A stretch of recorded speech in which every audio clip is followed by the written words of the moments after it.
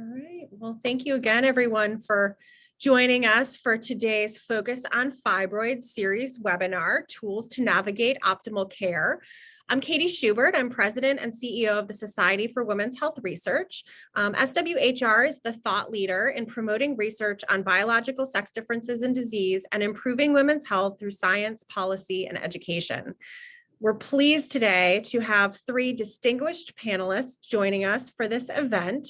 Dr. Kedra Wallace, Associate Professor in the University of Mississippi Medical Center's Department of Obstetrics and Gynecology.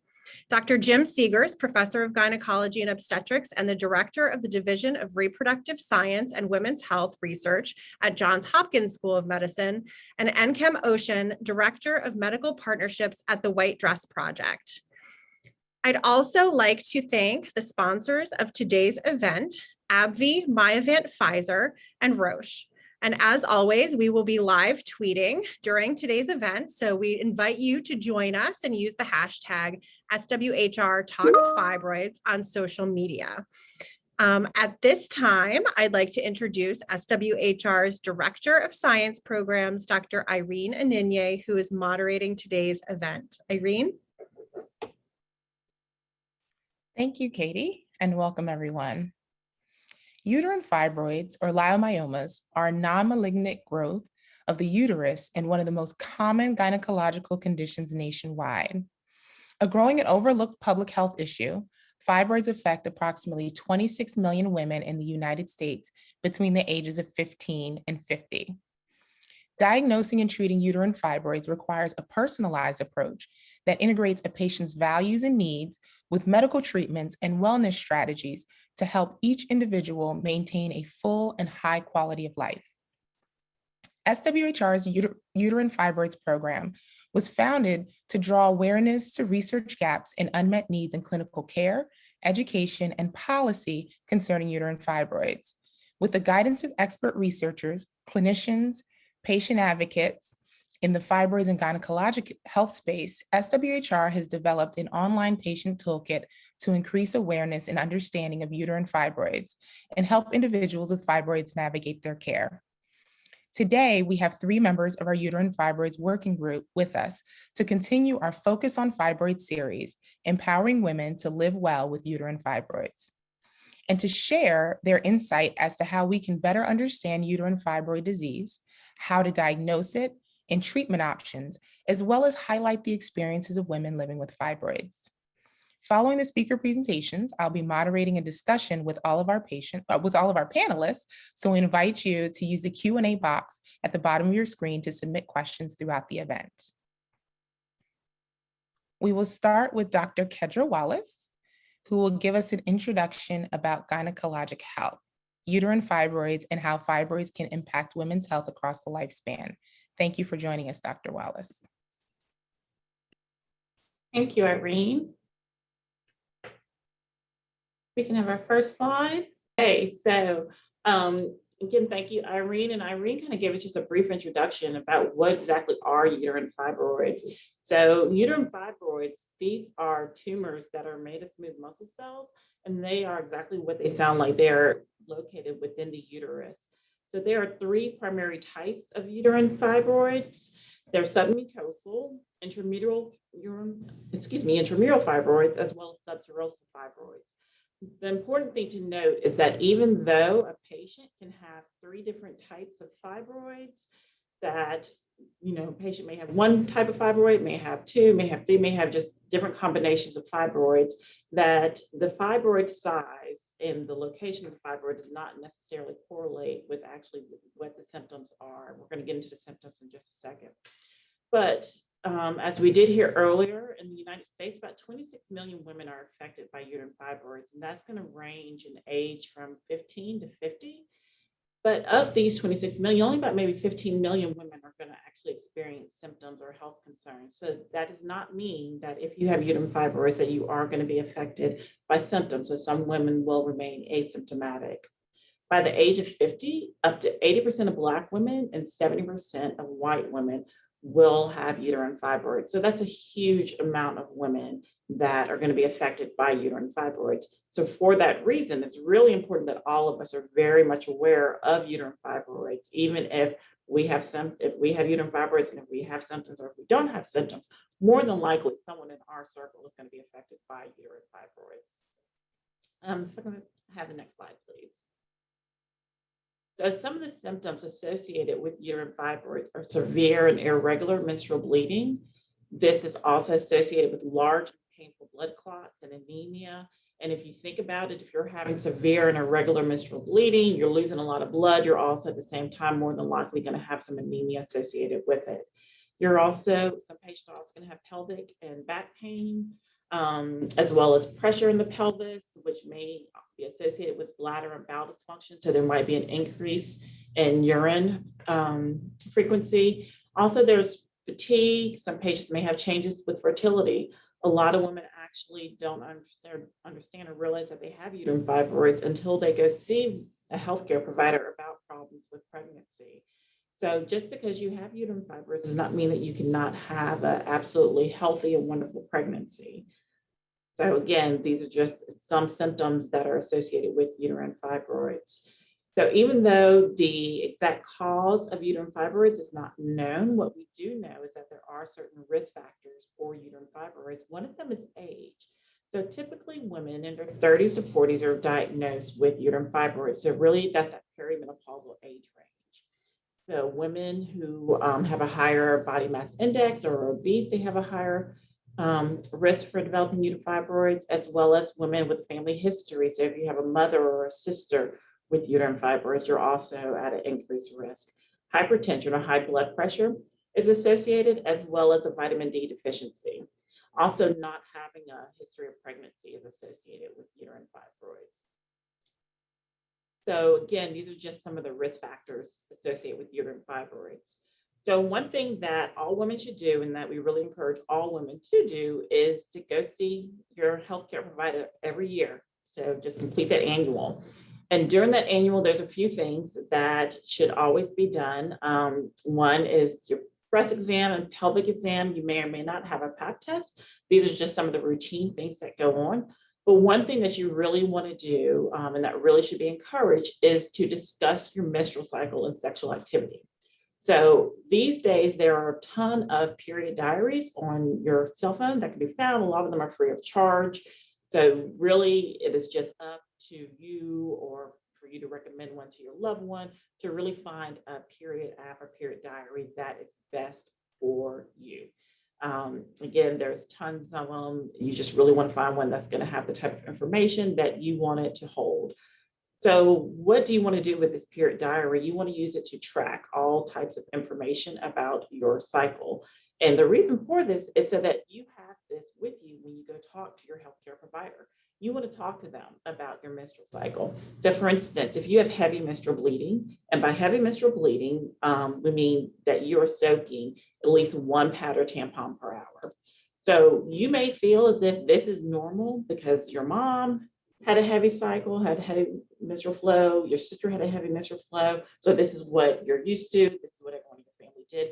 This is not necessarily what a normal menstrual bleeding should look like. This is a heavy menstrual bleeding. So this is the type of thing that you want to record in your period diary. You want to have these conversations with your doctor, with your healthcare provider, to let them know how often, how frequently, how heavy your menstrual cycle is. If you're having periods that are longer than 7 days, again, this is what you want to have in your conversation. Your period diary can definitely help with this. If you're having bleeding in between periods, whether that's just spotting every now and then, if it's a full 2-3 days of bleeding, again, you want to have that conversation.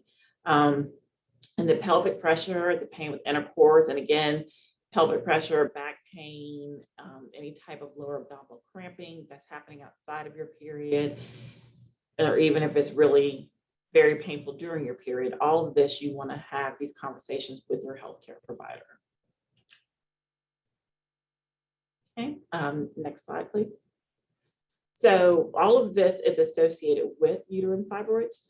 So these, again, are things that you may think nothing of. If you have these symptoms month after month, week after week, this may be your everyday norm. But again, these are symptoms that are associated with uterine fibroids. So you do want to have these conversations. So what do we know outside of this? We know that uterine fibroids disproportionately affect Black women. We know that Black women, that they're more likely to experience fibroids at a younger age compared to non-Black women. We know that they are more likely to have more uterine fibroids and that their symptoms are more likely to be more severe. We also know that Black women are also more likely to wait longer before they go see a primary care physician or healthcare provider to be treated for their uterine fibroids. And also that Black women, they have higher rates of surgery and longer rates of hospitalization compared to non-Black women. So the reasons for this are still being investigated, but this is just what we know as far as just racial differences between Black women. So also, again, we mentioned a little bit about perimenopause. A lot of women, they are diagnosed with uterine fibroids between the ages of 30 to 40. So again, we see that up to 30% of women, this is when they are diagnosed. And then a lot of women, again, when they try to get pregnant, they're also finding out that they may have uterine fibroids. So 5 to 10% of women are challenged with infertility, and this is due to uterine fibroids. So again, maybe if you're having problems with infertility, you want to go talk to a physician about that. And then some women, again, 2 to 12% of pregnant women, they have fibroids. Again, like we said earlier, just because you are pregnant and that you do have uterine fibroids does not mean that you can't have a perfectly normal and healthy pregnancy.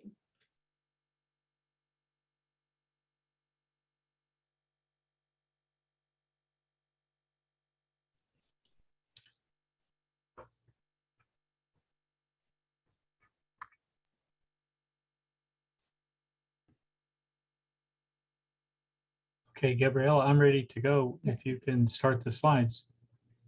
Yes, Dr. Seegers, before we get started, we just want to do a quick sound check because I think there was some sound issues with this last one. If you can.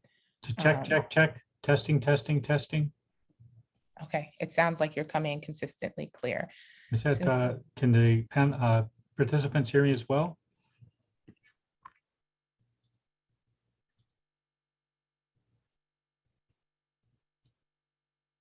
I think so. Okay. I think you should be good. Okay, So, all right, I'm getting some yeses. Thank you very much. Thank you. All right, so I'm going to talk a little bit for a few minutes about the process of diagnosis and treatment. I'll talk about 3 things: the process of diagnosis, give a little bit of a snapshot of treatment options, and then I'll discuss some considerations that you may want to think about when you're considering how to deal with your uterine fibroids. Next slide. So how are fibroids diagnosed? I'd like to begin there. Well, the facts and the statistics are unfortunate in this because the average number of years between the symptom onset and the actual diagnosis of fibroids is 3.6 years. And about 1/3 of women who have uterine fibroids go over 5 years before they actually get a diagnosis. So how can you get a diagnosis of fibroids if you expect or suspect that you have fibroids? Well, of course, the simplest is by physical exam, but the problem with physical exam is that you really don't want to wait until you have fibroids that can be detected on the physical exam, because this is not a very sensitive method for detecting fibroids. That is, fibroid symptoms can occur long before the fibroids can be detected on the physical exam. So how can you get fibroids diagnosed? Well, the short answer is an ultrasound, whether it's abdominal or transvaginal, is highly sensitive and a good method for diagnosing fibroids. It only takes a few minutes to do the examination. It's not that uncomfortable, and we should be able to diagnose it. So to a certain extent, the symptoms, of course, and their severity will determine when you want to proceed with that. But other possible tests that could be used are MRI-guided focus, MRI, but that's really something that's overkill from the standpoint of diagnosis. Of course, some fibroids are best diagnosed by saline sonography, as shown here, and they may be classified by location. So the location of fibroids, as Dr. Wallace mentioned, may actually end up determining to a certain extent the symptoms, and therefore the severity of the symptoms, and therefore the diagnosis. So if you think that you're symptomatic, it's okay to ask for one of these procedures, particularly if you have a strong family history of fibroids or suspect that you do have fibroids. Next slide. So what are the treatment options for fibroids? Well, there are actually three: medical, minimally invasive options that don't require an incision, and surgical options, whether they're minimally invasive or major surgery with a large incision. So as shown on this slide, medications can be used to treat some fibroids depending upon the symptom severity. Those medications can be non-steroidal anti-inflammatory agents, heating pads, warm compresses, and then there are prescription medications. If you're having heavy bleeding, tranexamic acid can be used. Hormonal contraceptives sometimes are effective. And then there, for short-term use, they're GnRH releasing hormone agonist. These are usually injections or nasal sprays that can be used prior to surgery. And then more recently, there are approved GnRH receptor antagonists, which are pills that can be taken up to 2 years to treat fibroid-related symptoms. Next slide. For other treatment options, there are minimally invasive procedures, as I've mentioned, which include uterine artery embolization and MRI-guided focused ultrasound. And then there are minimally invasive surgical options, which include minimally invasive laparoscopic myomectomy, either by a robot or not. And then, of course, standard surgeries such as hysterectomy, whether by a robot or an open technique, as shown here. Abdominal myomectomy means removing the fibroids and leaving the uterus. Abdominal hysterectomy means taking the uterus out with the fibroids. Next slide. So what type of procedure do you want to have? And what are the considerations that might inform your thinking about how to proceed with treatment options? Well, I think the most important thing is, do you want to have your uterus or do you not want to have your uterus? The second most important thing, of course, or equally, would be, are you planning to have a family or fertility after treatment of uterine fibroids? Some of the techniques that we use to treat uterine fibroids are not advised if you are planning to have a family. For instance, hysterectomy will remove the uterus and you would not be able to carry a baby. Of course, there would be surrogacy and this kind of thing, but for many women, that's not an option. Uterine artery embolization also is generally not advised if the patient is considering pregnancy, because it can affect the ovary and endometrium. Now, there are a number of other considerations that you might want to think about. And of course, symptom severity and the response potentially to medical treatment might be something that would inform your care. And the size of the fibroids. Fibroids can be different sizes, and the size of your fibroid could determine, to a certain extent, your treatment option. Next slide. If you choose to have a minimally invasive option, such as shown here, they all have the ability to reduce the symptoms over a relatively short period of time, within about 6 months. So what this slide shows is on the top part, the y-axis, are the symptom severity. And after the different treatments shown here for uterine artery embolization, radiofrequency ablation, MRI guided focused ultrasound, and ultrasound guided HIFU, that symptoms are reduced within about 6 months or so, no matter what technique the women chose. Next slide. This slide shows a comparison of different procedures and the expected outcomes. So what you can see on this slide is that if you look at size, for instance, the size reduction for some of these procedures is about 100%. Others have a size reduction about 30 to 50%. And the reintervention rate, though, also varies by procedure. So you can see that a myomectomy has a reintervention rate anywhere from 20 to 50%. Now, it depends on a lot of factors, the number of fibroids, the size of the fibroids, that kind of thing. And uterine artery embolization, again, about the same. And the only thing that has a 0% recurrence rate of fibroids would be hysterectomy. Although hysterectomy is not for everyone, of course. The adverse event rate is shown on the next column, and you can see that that varies a little bit with procedures. The 3 to 23% is seen for hysterectomy, and this would be things like infection or something like that. If you have a myomectomy, the transfusion rates can be high, whether that's laparoscopic or abdominal myomectomy, up to 20%. And then fever and infection can sometimes be a problem. Next slide. So how do you decide on the treatment plan? Well, I think that there are several things that you might consider. Of course, your age, your lifestyle and activity levels, the degree of symptoms that you have, your family planning goals, desires, health insurance, I guess, comes into it for sure. Treatment efficacy and side effects, I've talked a little bit about that.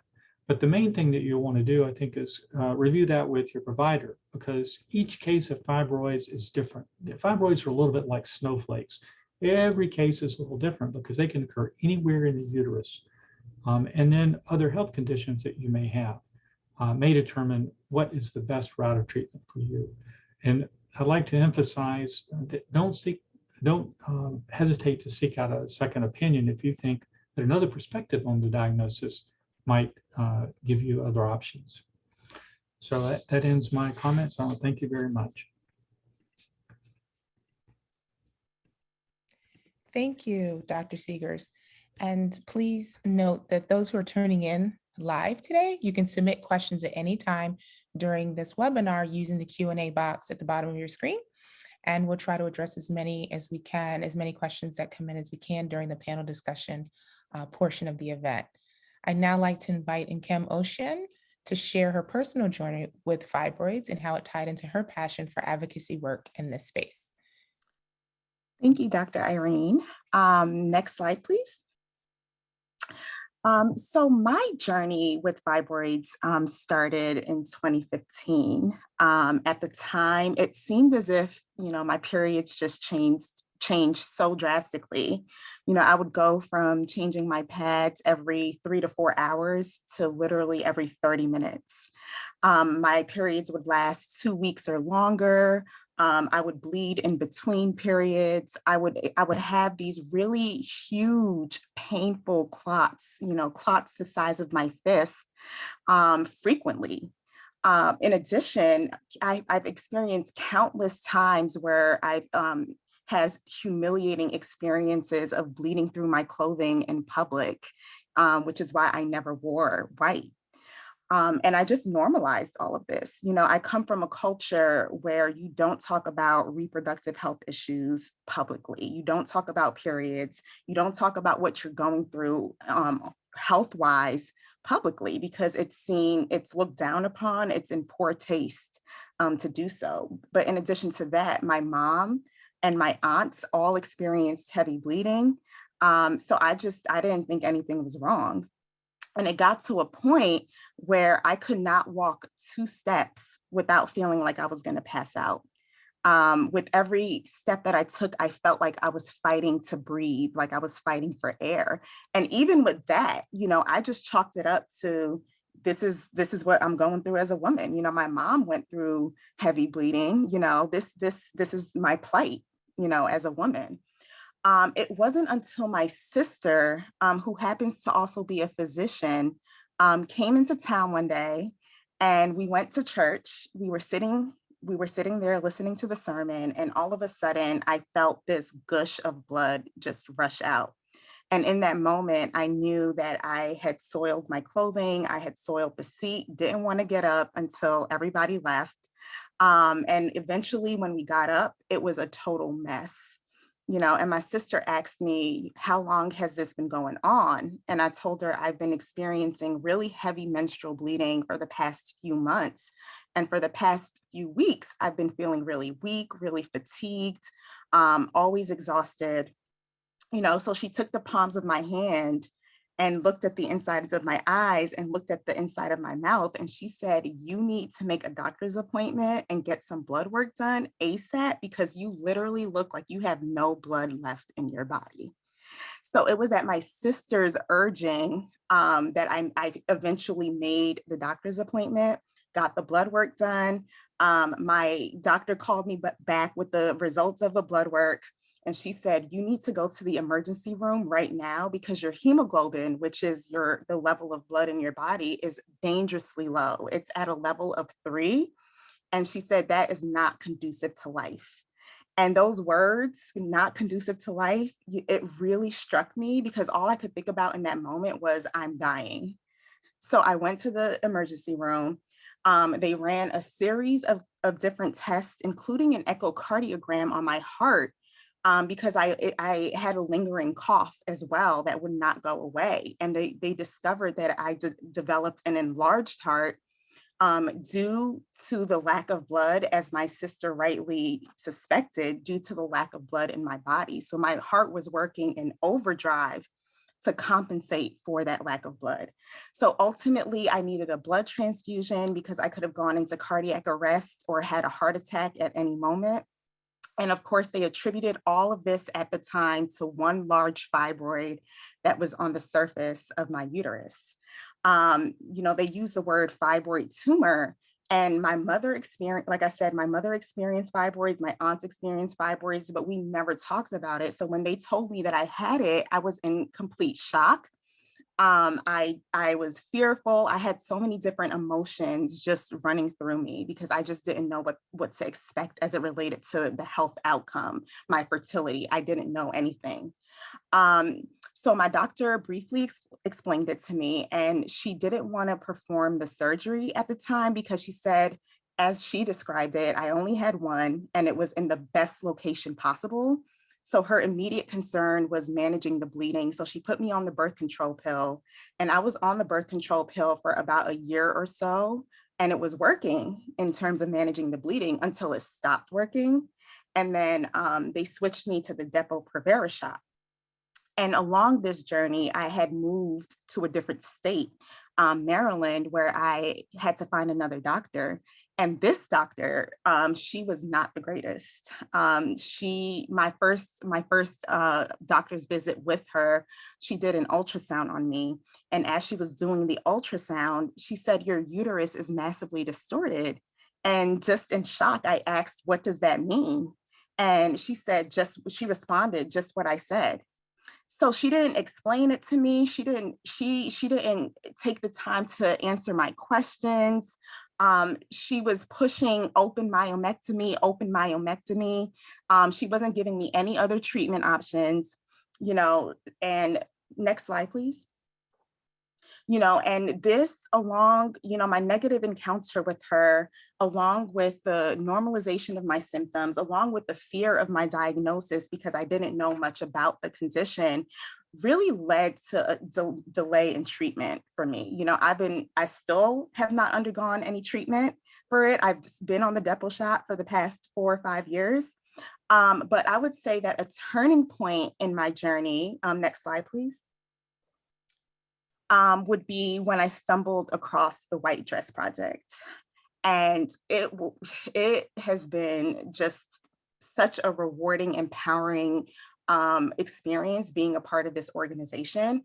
One, it was through the White Dress Project that I have the doctor that I'm currently seeing now, who takes the time to explain my condition to me, to explain treatment options to me, not only the treatment options that he's able to perform, but the different treatment options that exist, the risks, the benefits of different procedures. He even takes the time to draw the fibroids and where they're located for me so that I can have a visual representation of the fibroids that are in my uterus. So it's like night and day between this doctor and the previous doctor. In addition, through my work with the White Dress Project, I've learned the importance of advocating for myself, in the doctor. Dr. Seegers just mentioned the importance of getting a second opinion. Yeah.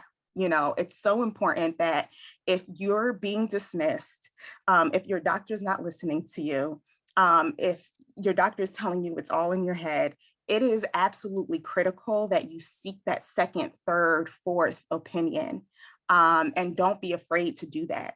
And another thing is it's important to view your relationship with your doctor as a partnership. You know, you're working in collaboration with your doctor to come up with the best course of treatment for you. So, you know, I have been armed with resources, information, sisterhood, community as being a part of the White Dress Project. It's really given me the strength that I never knew I had. It's given me hope on a journey that can be hopeless, that can be isolating, that can be lonely. And it's really contributed to my overall mental health, my physical health, and my overall well-being. Next slide, please. Okay, so, you know, one of the main reasons we're here is because of the launch of this amazing toolkit. And in this toolkit is a doctor's visit worksheet that can be found at the end in the appendix. I think the appendix starts on page 18. And, you know, many people know that going to the doctor can be extremely intimidating and produce a lot of anxiety, fear, and worry. So having this worksheet that documents your symptoms, the period tracker, you know, all of this information that your doctor needs to be able to offer you the best treatment and care possible is so important. You know, I haven't utilized a worksheet like this yet, but I definitely will start to utilize it because I know I always tend to forget important pieces of information when I go to the doctor. So this is definitely very, very helpful to help navigate and facilitate those important conversations with your physician. Next slide, please. And another important piece of the toolkit are the wellness tips that they provide. So I have tried to incorporate as many of these tips into my daily routine as possible. You know, I try to eat anti-inflammatory foods, fruits and vegetables. I try to exercise regularly, even if it's just a simple stroll or walk. Stress management has been super critical for me. And one of the methods that I've utilized for stress management is journaling. Getting my thoughts, releasing my thoughts onto paper has been extremely liberating for me and has helped to strengthen my mental health. In addition to that, the support system that I have found in the White Dress Project has been critical. And something that is not on this list, but has been truly helpful for me is sharing my story. And I just find it so rewarding and so joyful that when I do share my story, I know that it's helping to empower other women on their journey, you know, giving everyone the gift of my story and no longer being silent about it, no longer allowing the cultural norms and expectations to hinder me from sharing my important story. And on a final note, I do want to encourage everybody out there who is going through this journey to utilize and take advantage of this toolkit. It is so comprehensive, you know, everything from understanding the basics of what fibroids are to what questions to ask your doctor, to the treatment options that exist. It is so comprehensive. It has all the information you need right there in one centralized location. And I really thank SWHR for spearheading these efforts and bringing all of us together, Dr. Seegers, Dr. Wallace, me, and many other individuals to be a part of the development of this toolkit. So I really encourage all of you to take advantage because I know I will be taking advantage of the toolkit. So thank you.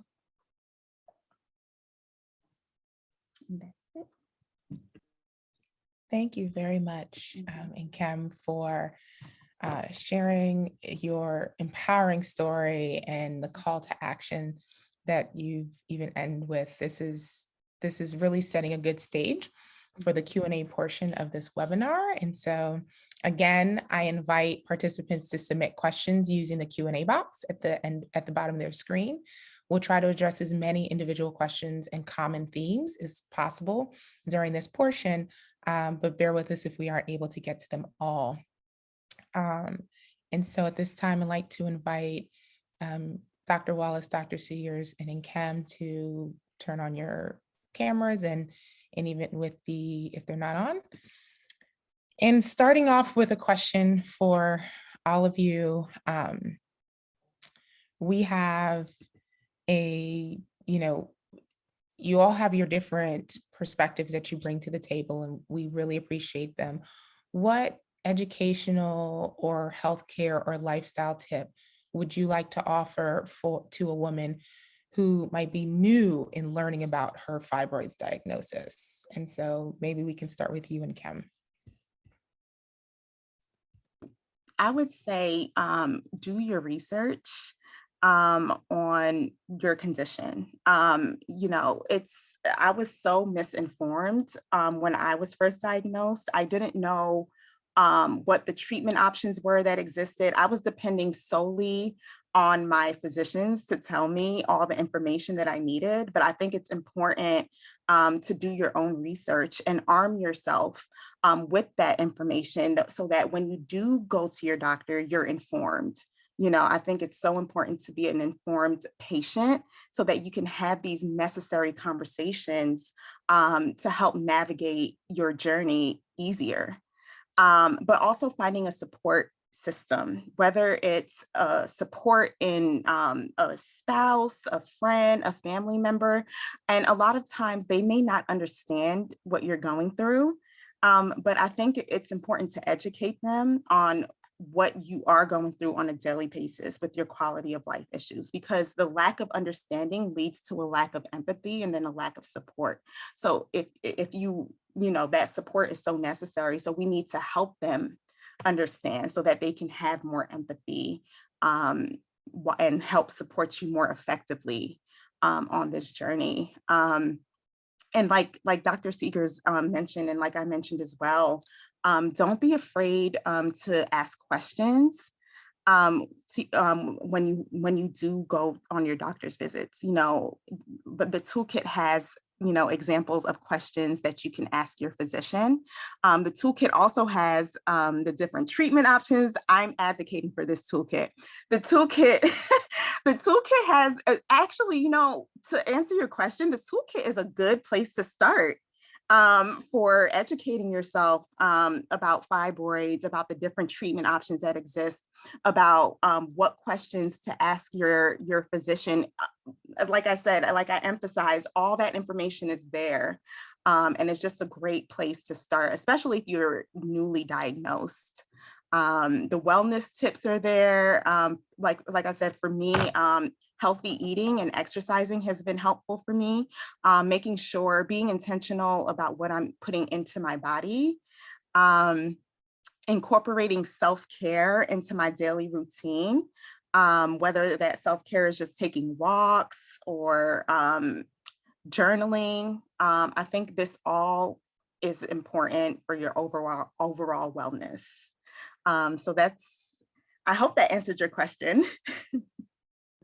Yes, it does. Thanks. Dr. Seegers or Dr. Wallace, do you have any additions to add, or we can pop to, I see there's questions that are starting to pop up. Yeah, so I'm just going to add just a quick thing. I come from a lower resource perspective, so I recommend, to anybody, definitely don't be hesitant about getting a second opinion, and don't hesitate about asking what your insurance covers, what your insurance doesn't cover. You may go to a provider who may only be skilled in one procedure, so that may be all that they're offering you. But if you go get a second opinion, and you may find out that your insurance can cover something else, you may find that there's other treatment options. So again, it just goes back to what Anne and Dr. Seegers were saying: get that second opinion, do that research, look at the Toolkit. They have a list of different treatment options. But you don't take that first opinion and feel like that this is what you have to do. There are other options. So I'd just like to add, I think that, like I said, or mentioned, and you sort of hear it, I think, from the panelists, from the story that's the very powerful patient story that you hear, how bad fibroids are. They're really horrific. But fibroids are a broad spectrum, and some people have fibroids that are less of a problem, and some people have more of a problem. So it's not if you say I've got heart disease, then you kind of know it's sort of similar a little bit between people, maybe not that much, but a sort of thing. But fibroids are just the panoply of the different symptoms that they can cause: heavy menstrual bleeding, pelvic pain that's severe, back pain, pressure, anemia, transfusion, infertility, sexual difficulties. It goes on and on. And so every woman has a different perspective on that. And that depends upon the way the fibroids are affecting her own health. And what's that sort of is, I guess, one of the things I would mention, so it really does help to get a second opinion, particularly if you don't like the first answer, because you just can't treat. Fibroids are not like a nail with a hammer. You just can't take one hammer and hit every fibroid with that, because it's just not that way. Thank you very much. There was a question that came in, and even as you talked about, there's definitely different things that work for different women. And the question asked about the role of environmental factors and endocrine disruptors, and how they relate to fibroids. In, I guess, is it accurate for women to eliminate plastics and perfumes and hair chemicals or not? And so even to that extent, maybe just talk about, for those that might not be familiar with endocrine disruptors. I don't know if Kedra, if you might want to take this one, and Dr. Seegers, or, to kind of introduce where are they getting at and what that means to, have this involvement, and where studies stand concerning environmental factors. I can start it off and I'll give this to Dr. Seegers. But I think, that there's definitely a lot of myths out there. And, you said hair chemicals. I know that in the Black community, that's a huge myth, that hair chemicals are highly associated with the development of uterine fibroids. To date, there are not any studies that are linking hair chemicals to the development of uterine fibroids. As far as endocrine disruptors, staying away from plastics and everything. Again, the studies out there to date, there's not any literature suggesting that this is linked to development of uterine fibroids.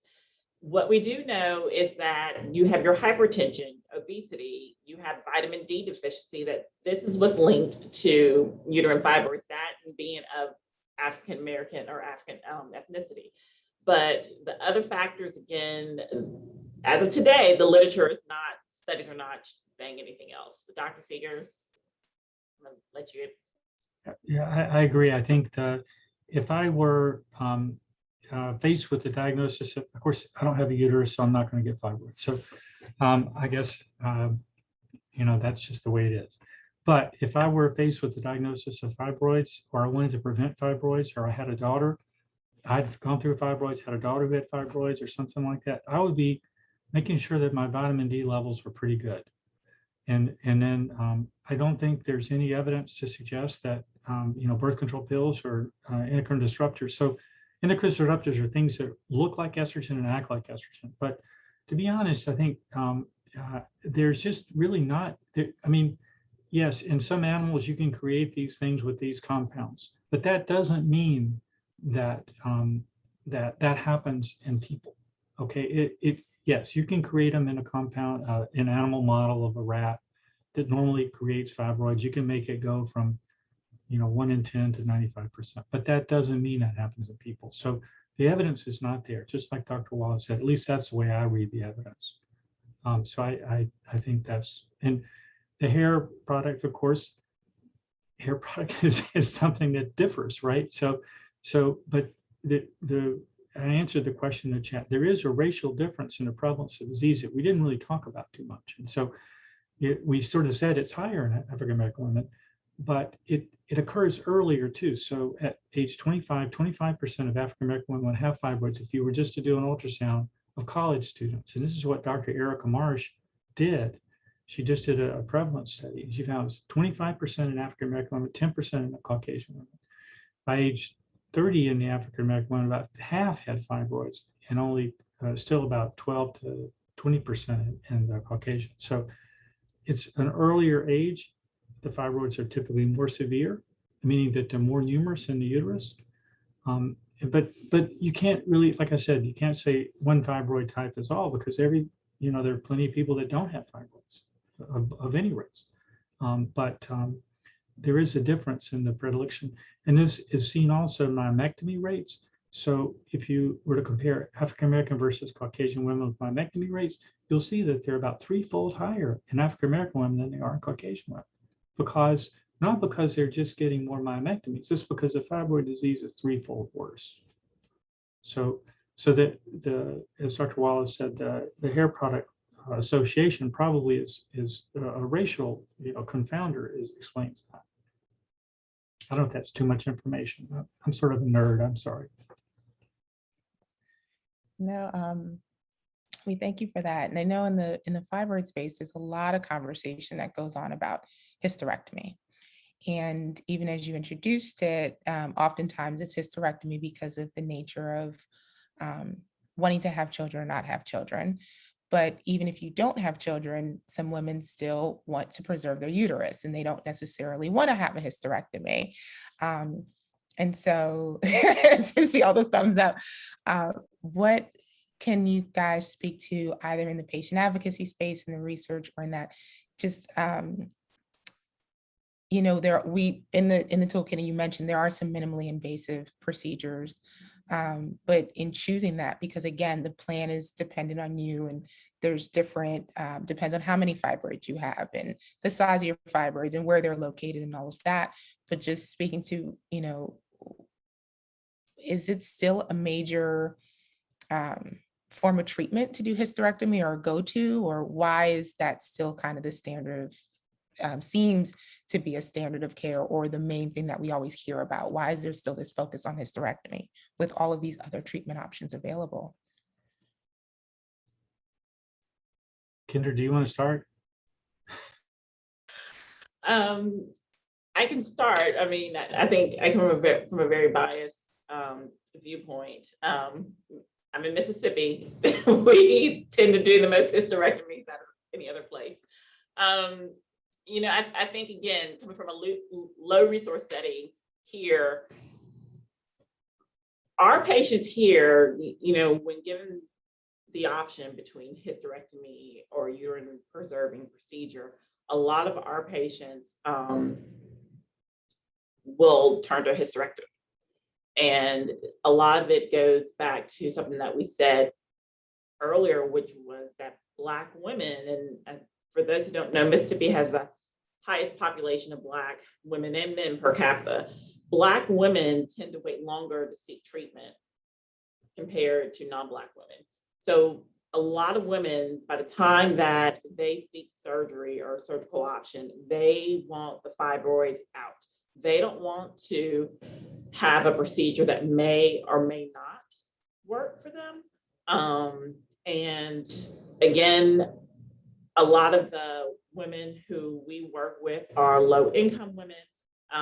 If they have to take a period of time off of work, if their insurance is only going to cover this one time, it's just a lot of health risk factors, socioeconomic factors, which drives hysterectomy from where I'm sitting in my state. So, which is why I'm a huge advocate for getting that second opinion, talking about what your insurance can cover, what it can't cover, talking about different options, seeing what else is out there.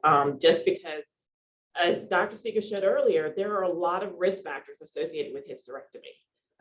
Now, sometimes depending on, the number of fibroids you have, the location, what other health factors you may have, that may be your only option, but sometimes it may not be your only option.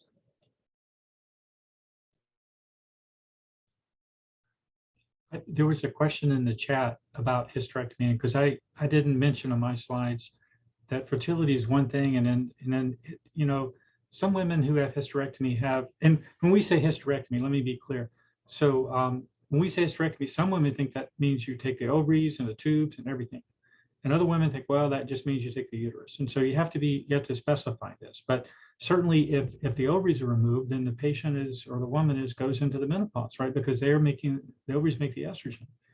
And so a total hysterectomy, if you will, taking everything, has consequences that affects, risk of heart, it affects risk of death. Actually, the death rate's higher with hysterectomy than it is if you don't do a hysterectomy for treatment of fibroids, believe it or not. Hysterectomy in and of itself not the process of hysterectomy, but the post-life hysterectomy death rate actually is a little worse than it is in women who don't have hysterectomy. And so then, hysterectomy is not what I would say is a benign procedure, but sometimes it is life-saving, because before hysterectomy, a lot of women died. And now, as Dr. Wallace mentioned, it is possible to get uterine-sparing surgery. And it's something that I, of course, being a fertility doc, recommend highly. And or if the patient wants it, because many women feel that once their uterus is out, that they're in a societal or whatever it is, that they're less female, which is not true, but that's just the way that it's felt. And so, and it is true for them. I don't mean it's not true. It's just, but the point, I guess, is that even if you have 20 fibroids in the uterus, it's still possible, or usually possible, to remove those without removing the uterus. But the reoperation rate's going to be there, and the transfusion rate's going to be there, and this kind of thing. So I do think that if you're having a hysterectomy, you do need to consider all the ramifications, potentially sexual and this kind of thing that go along with it. Some women have difficulties before and after hysterectomy. And then, of course, as I mentioned, the hormones. I don't know if that answers the question that was in the chat, but that came up earlier, and I said I would deal with it online. No, I think it was a very good summation. And Kim, did you want to add something? I just had a follow-up question for Dr. Wallace. Just thinking about the, rural communities that don't really have access. In addition to the challenges that you mentioned, would you say that another challenge would be the fact that the doctors who are located in rural communities don't know or are not skilled at minimally invasive, procedures or other procedures other than hysterectomy? And if that's the case, what do you suggest women in those areas can do if there's really not an abundance of doctors who are able to perform other procedures? Thank you. Yes, and that is absolutely the case. So a lot of women are recommended Depo-Provera or intrauterine devices to help with their uterine fibroid symptoms. So as non-surgical alternatives, just for that reason, we do not have a lot of physicians who are able to safely do minimally invasive surgery. And to that extent, there is, like you mentioned, there are other treatments. And as Dr. Seegers mentioned earlier, when he went through, there's non-prescription pain relief. There are some treatment options that can manage the menstrual bleeding, some that manage the pain, some that manage the fibroids themselves. And so there are multiple options. And that's where, as you guys have all reiterated, this personalized care, your individual situation comes into play. And then recognizing that one fibroid situation does not fit all. And so with coming into that, really encouraging everyone to, take the opportunity to have those conversations and to seek out other providers. And we have the toolkit SWHR has, there's a lot of resources now that are, or ways to get information online to kind of spark your thoughts, or, that you can take to your doctor as you learn about them and then have those conversations. I would, as we are coming to a close, I realize it's almost 4:00 Eastern time. I just want to wrap up with one last question to each of you, because we have patients, researchers, clinicians, policy professionals, industry, everybody that kind of tunes in and watches these types of events. What is one takeaway that each of you would recommend to the viewers to help them support or improve care for women living with fibroids? And so if we can start with Dr. Seegers, then we'll do Dr. Wallace, and then Kim. So I really think that, it was already mentioned before, but of course the toolkit and patient organizations with this. The White Dress Project was mentioned. The Fibroid Foundation is another. There are other projects and foundations that deal with fibroids, and I think that those are good first steps. So for women who are diagnosed, that would be the thing. And I think the other thing, and you only asked for one, but okay, maybe I should just shut up. All right, I'll come back if you got more time. I completely second Dr. Seeger's this patient toolkit. And again, the patient advocacy support groups, they have this sisterhood, exactly as Nakim said, the sisterhood that can help, that can give you all the support you need, whether it's mental support, other different avenues of treatment that, you know, have helped them just reach out, get support in places that you may not think of looking for it. Yeah, I mean, I agree with everything that was just said. The toolkit, support groups, for me, that has been extremely helpful on my journey, because although I did have family members, they didn't really understand my daily struggles with fibroids. So finding a support group who understands your struggles because they're going through it too, has been extremely helpful and invaluable on my journey. And just helping people in your life understand what you're going through as well, I think is absolutely essential. So those would be my brief takeaways. Thank you all so very much for those takeaways, all very important points. I wish we had more time, but you know, we want to be mindful of the hour closing, and we thank you so much for coming. Thank you again for joining us for today's events. Thank you to our amazing panelists for your time and all of your insight, and to AbbVie, Myovant, Pfizer, and Roche for their support of this event and SWHR's Uterine Fibroids program. We also want to thank everyone who contributed toward the development of the Uterine Fibroids Toolkit, a patient empowerment guide. And to those watching, we invite you to connect with us on social media and visit our website, www.swhr.org, to download our toolkit and other resources and to sign up for our newsletter. Remember, hashtag SWHR talks fibroids. Lastly, we'll send out an email with a recording of today's webinar to all the registrants, so be on the lookout for that. And actually next week, we have our final installment of our Focus on Fibroids events. We will have our Focus on Fibroids, Empowering Women Through Personal Journey Telling. That is next Monday, December 6th, from 12 o'clock to 1 o'clock Eastern time.